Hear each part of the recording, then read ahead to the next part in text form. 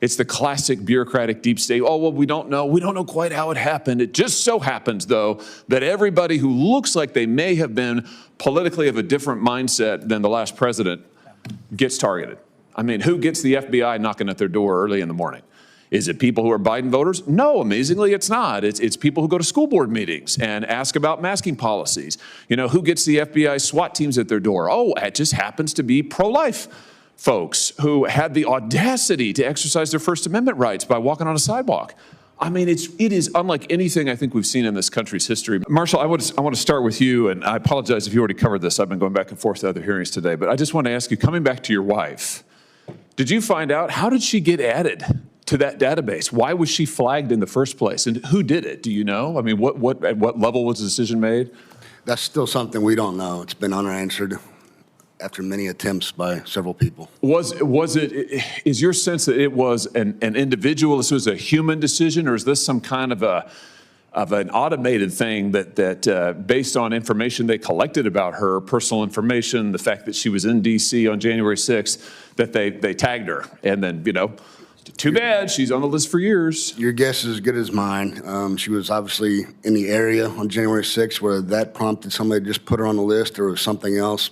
We don't have the answers. Yes, I mean, it's just unbelievable. I mean, it's a sickening violation of her First Amendment rights, obviously. I want to thank you for your service and thank your wife for what she's endured. It's just, you should never have had to go through it. And to be honest with you, what we saw in the aftermath of January 6th, the effort to persecute the president's political opponents, President Biden, that is, it's just unbelievable. I want to ask you, Mr. Levitt, if I can, just on that subject, tell me a little bit more about how the Biden administration used the Quiet Skies program, which had existed obviously for long before then, but really started using it to target political opponents. It seems like they found in this program a great opportunity to start turning the screws down on people that they didn't like, including, just ordinary folks like Mr. Crowder's wife. I mean, she wasn't running for office, she wasn't running against Joe Biden, but yet, my gosh, she found herself targeted. I mean, is this the United States of America or not? Talk to us about your understanding of how this happened. After January 6th, it's clear, and you see this across a lot of agencies. We've seen this from FBI whistleblowers we represented. The federal government took a stance, which was that a lot of people with certain political views were threats to our nation. And so that certainly manifests itself in lots of ways, and one of those was these different types of travel lists. So people who were there on January 6th, as has been mentioned, people that maybe were members of a group or expressed concern about wearing masks in public because of their effectiveness, were all put on lists like these. The most still unanswered example is Tulsi Gabbard being added to a list after she criticized Kamala Harris.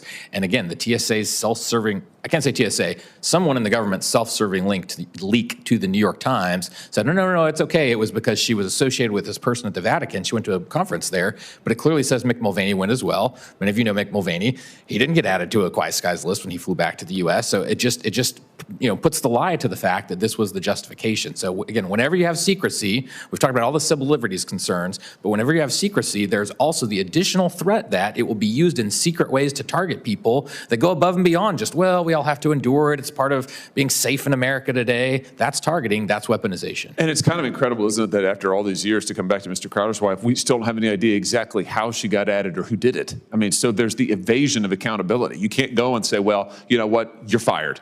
You did that, that's an abuse, you're gone. It's the classic bureaucratic deep state. Oh, well, we don't know quite how it happened. It just so happens, though, that everybody who looks like they may have been politically of a different mindset than the last president gets targeted. I mean, who gets the FBI knocking at their door early in the morning? Is it people who are Biden voters? No, amazingly, it's not. It's people who go to school board meetings and ask about masking policies. You know, who gets the FBI SWAT teams at their door? Oh, it just happens to be pro-life folks who had the audacity to exercise their First Amendment rights by walking on a sidewalk. I mean, it is unlike anything I think we've seen in this country's history. Mr. Tabby, if I could just come to you, will you help contextualize this? And when we saw, and you've reported on this, we've seen abuse across a range of agencies. It wasn't just Quiet Skies, what it were. It was the FBI. It was the IRS. It was agency after, it was DHS, right? I mean, it was agency after agency. Just fill in the blanks here for us. Help us understand how this, what we're talking about today, is sadly just one piece of a massive, seemingly whole of government approach to try and delegitimize anybody who disagreed with the last administration. Sure, and thank you, Senator Hawley.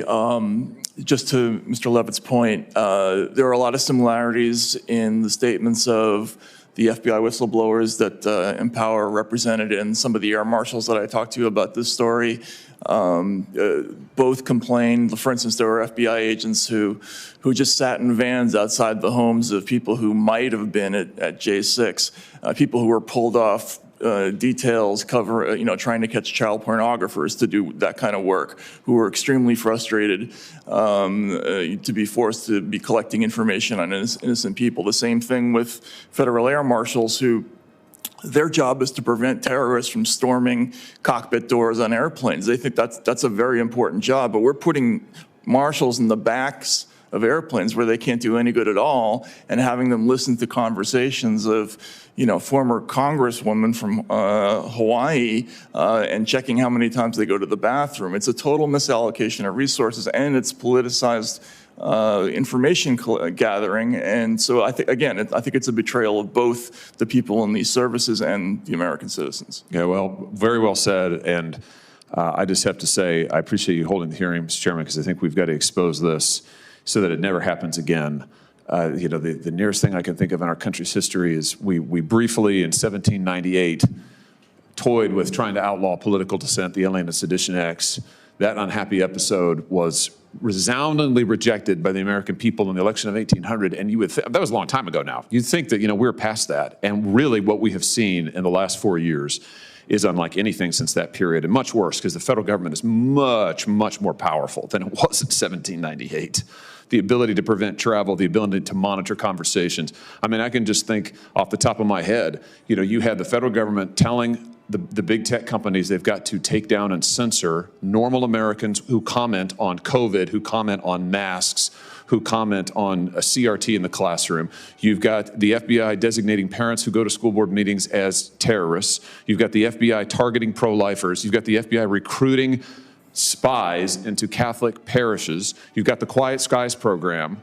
I mean, that's just off the top of my head. That's like 6 things. It's unbelievable. And we talk about never forget. We've got to never forget this and make sure it never happens again. Thank you, Mr. Chairman.